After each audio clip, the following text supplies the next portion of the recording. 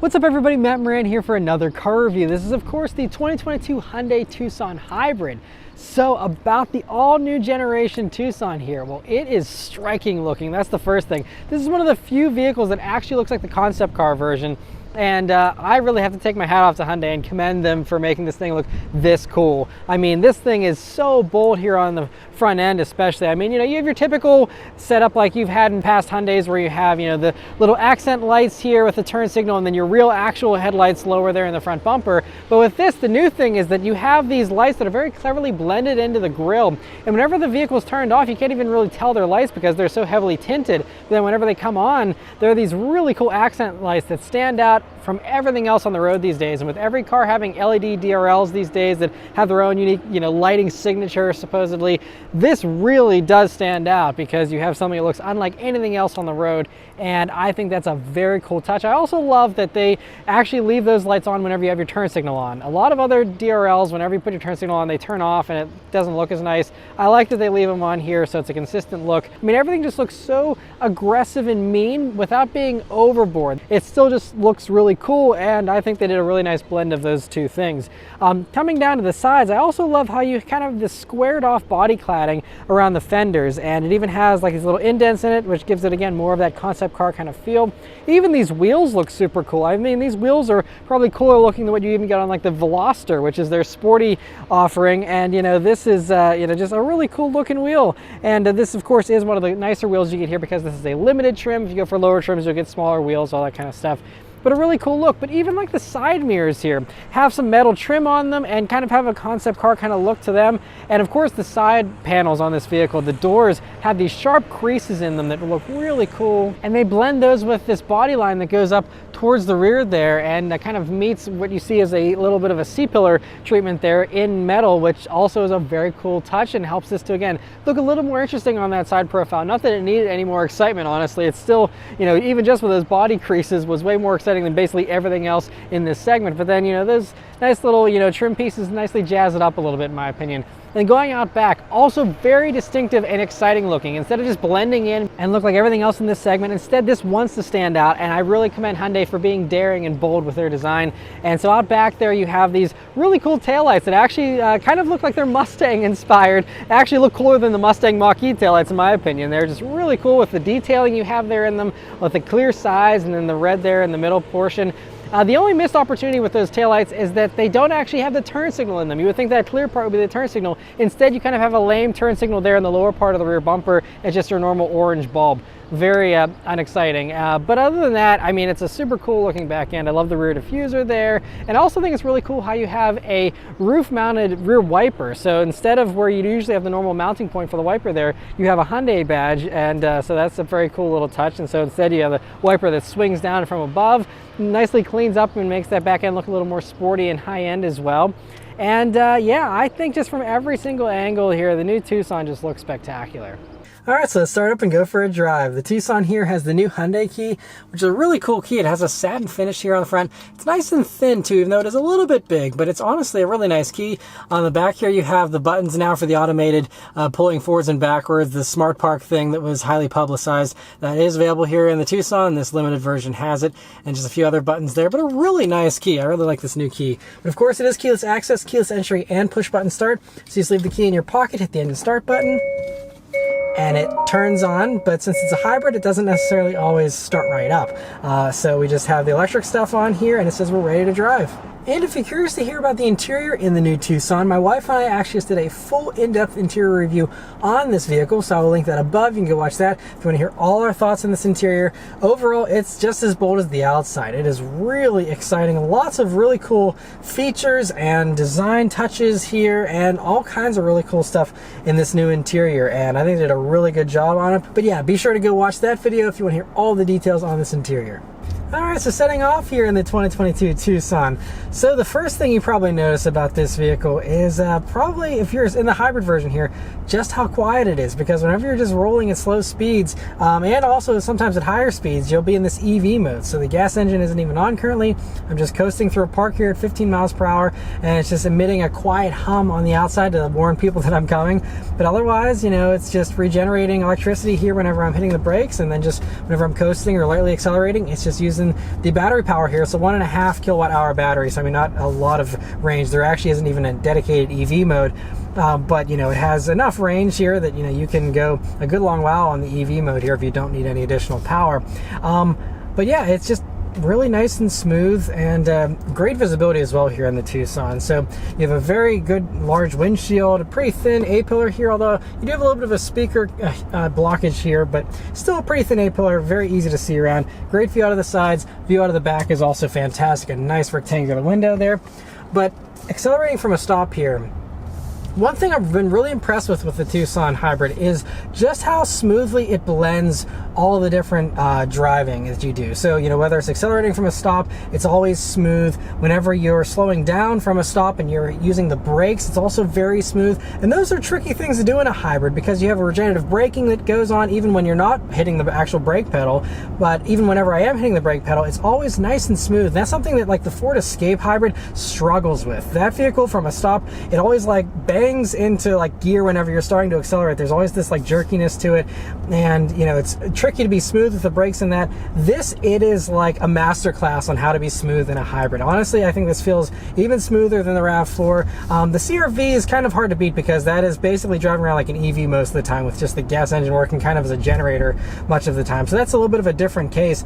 But even with that, you know, that's also very smooth just like this. And even whenever, so the gas engine's on now, and it still is pretty quiet unless you demand some extra power. And the power delivery is kind of interesting. I'll get more to that in a minute, but it isn't perfect, but like I said, it is very nice and smooth the way it's blended. But we'll go ahead and put it up into the sport driving mode here. And let's turn down onto this back road and see how it does. Here we go. Very, very immediate punch from that electric motor. And then the gas engine takes over and accelerates this thing very nicely.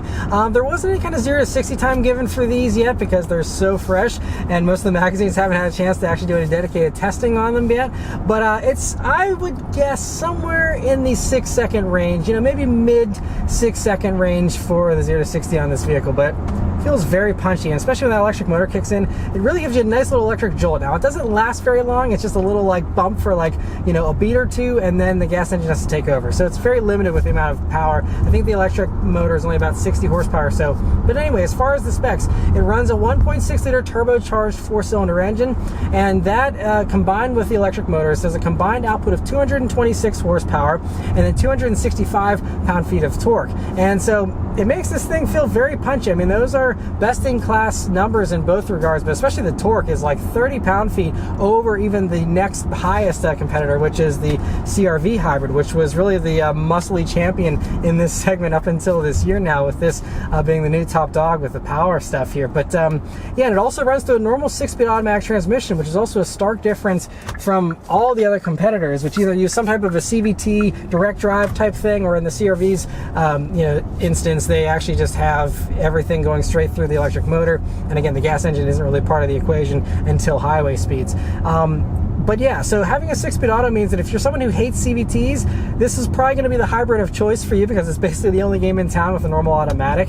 And you know, it is interesting with the power delivery. So what I've noticed is that, especially in the default eco mode, it really, there's kind of a disconnect where the electric motor kicks in and gives you a nice little zip, but then you have to, like, sometimes the engine falls flat on its face. So you get like, oh, okay, I got some nice little power, and then it drops off, and then you're waiting for the engine to kick on, the turbo to spool up, and then wait for it to give you a downshift, and then you kind of have the resuming of that power that you were expecting. It's a little bit disconnected. I'll elaborate more. But anyway, coming up some corners here, let's see how the Tucson Hybrid handles. So it actually handles itself really, really well for a couple of different reasons. But yeah, it really feels good. Steering, even though it doesn't have much feeling, it actually feels pretty direct. And it has a nice weight to it here in the sport mode for sure. Brakes still feel great even at higher speeds, doing some sportier driving on them here. And the tires are even wanting to kind of squeal on me a little bit there, but they're gripping very well. We have Michelin Primacy all-season tires. They're 235 wide here on these 19-inch wheels, and this will probably be the best handling setup of the bunch because of the largest wheels here on the limited version. But one really cool thing, so the hybrids all come standard with all-wheel drive, but here, you know, with the hybrid system, you actually get a little bit of a different all-wheel drive system than the regular non-hybrid Tucson. So this, it actually uses the electric motor that's hooked up to the transmission and will actually overdrive the rear wheels. So you have kind of a torque vectoring sensation. So it actually will, you know, it does do the brake-based thing as well. So it's not like it's, you know, a true torque vectoring system 100%, but it does do that kind of a sensation so that whenever you're accelerating out of a corner, it will kind of, you know, give you a little bit of extra power there on that inside rear wheel. And then also whenever you're letting off the gas, part of it I think is because of the regen, but it will kind of tuck in the nose a little bit as well on corner entry. And so it's a very cool little setup the way they have this. And you know, I mean, it doesn't feel like it's a sports car or anything, but it does feel a little bit more dynamic. It kind of reminds me a little bit of the RAV4 hybrid with the way that the back end feels a little more lively. I think the RAV4 hybrid still has a slightly livelier back end, and that's partially just because the back end of the RAV4 is entirely electric.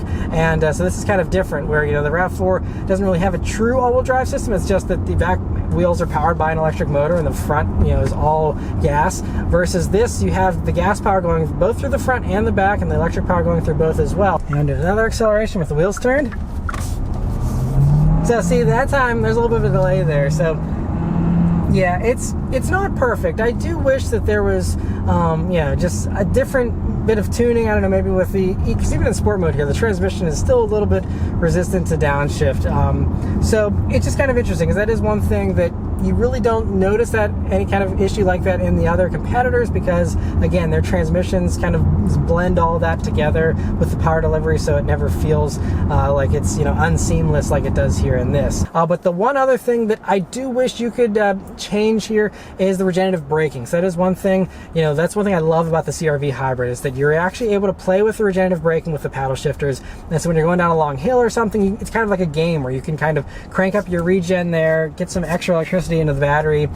But man, off the line, this thing really does like kick you in the butt with the acceleration from that electric motor. But so yeah, there is no way to change the regen here in the Tucson. You do have these nice big paddle shifters, which are way nicer than you would expect for a vehicle that 95% of owners will never touch. But they're here, and it's nice for enthusiasts. I guess they spent the extra money to put these in. But unfortunately, they just changed the transmission still, which I can't blame them. They're paddle shifters. In most vehicles, they do change the transmission, and that's it. But it would be really cool to have these, you know, use, you know, regen instead of, you know, changing the gears, because that also confuses things. If you're trying to manually shift this with gearing, and then you're also waiting for the electric motor to kick in, you're, you know, and it's figuring itself out with all that stuff, it's just a little bit complicated and confusing. And so I think it'd be easier just to like not let people shift manually, because who's going to do that anyway in a Tucson?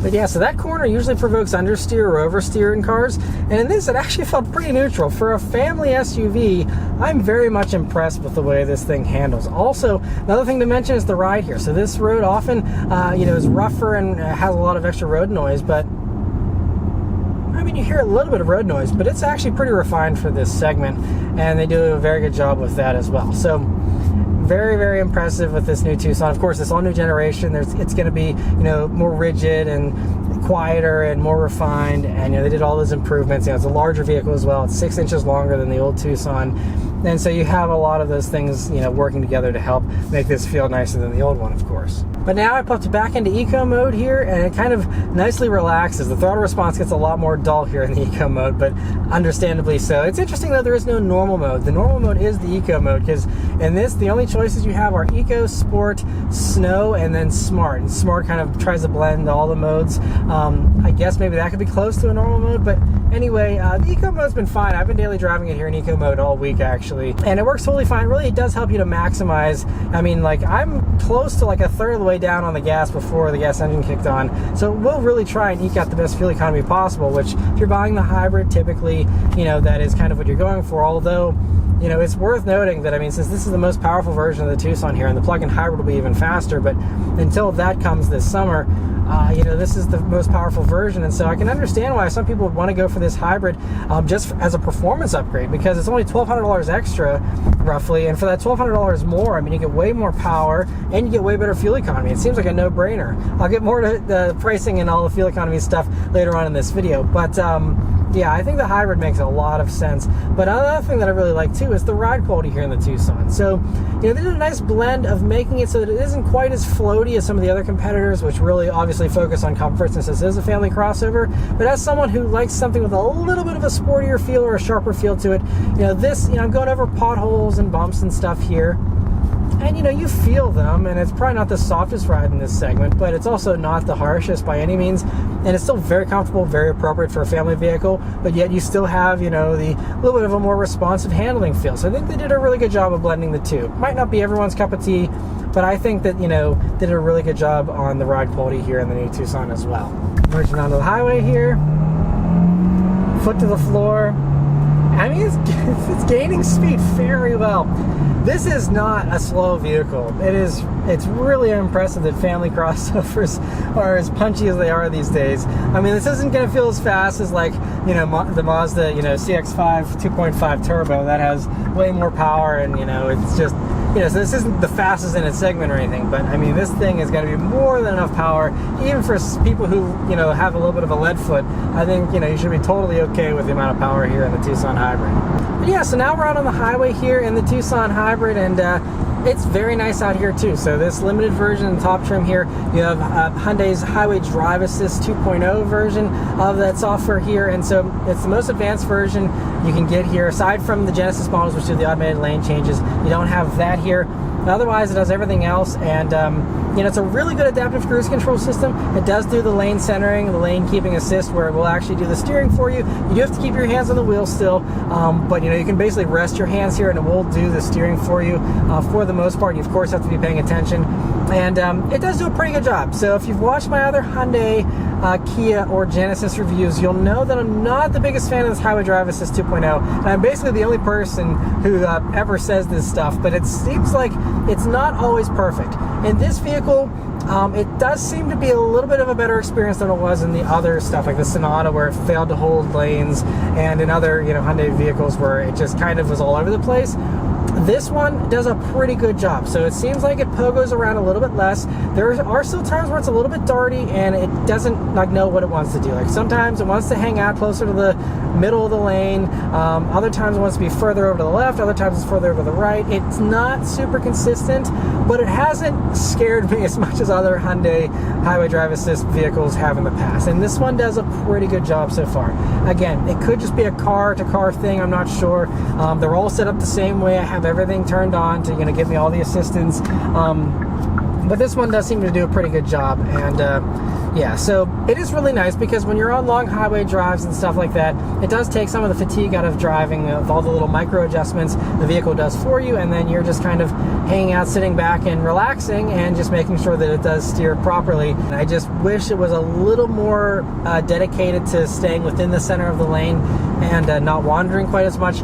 But this seems to be a little bit of a better experience, and I'm pretty happy with it. It's still not the best in my opinion. I still think that Honda Sense does a better job in the CR-V, for example. I still think Nissan's system in the Rogue does feel a little bit better, their Pro Pilot Assist. But this system certainly is way better than Toyota's system and many others out there. So yeah, I'm pretty happy with it. But yeah, so I've been driving this vehicle for a week already, and the one other thing that I've noticed here that I'm not in love with is that sometimes it seems like it doesn't maximize your fuel economy. Even in eco mode, there's been times where strangely, and I've been watching the little power output thing telling me when the gas engine's kicking on and when it's, you know, not, and it's strange how sometimes it'll just sit at like 2,000 RPMs and it'll just sit there, and I'm like backing off of the gas, but yet it still won't go into that EV mode. And it's just like strange that sometimes I'm like, I'm not trying to, you know, rev this engine, and it still is just like revving itself higher than it needs to whenever I'm like, I'm just trying to drive slowly, and this thing, you know, going up a hill or something will like, and, you know, like revving like crazy, and it's kind of bizarre. So I don't know, it just seems like sometimes the software is a little dim-witted as to, you know, why it's doing what it's doing. Maybe there's a better reason for it behind the scenes that I'm not aware of, but there's just a few times where I'm like, I'm trying to maximize my fuel economy, and I'm like, why is the gas engine still on? But most of the time it does turn off appropriately whenever I'm expecting it to. and does maximize the fuel economy very, very well. Speaking of that fuel economy, that is one thing, the big thing here of the hybrid version to talk about. So the hybrid version of the Tucson here is rated at 36 mpg on the highway, and then for the city and the combined ratings, it's 37 mpg. And so that is very impressive. So there are some that do slightly higher ratings, like the RAV4 maxes out at like 40 miles per gallon for its hybrid version. So does the Ford Escape hybrid. But then like the CR-V hybrid is also similarly in, the high 30s here.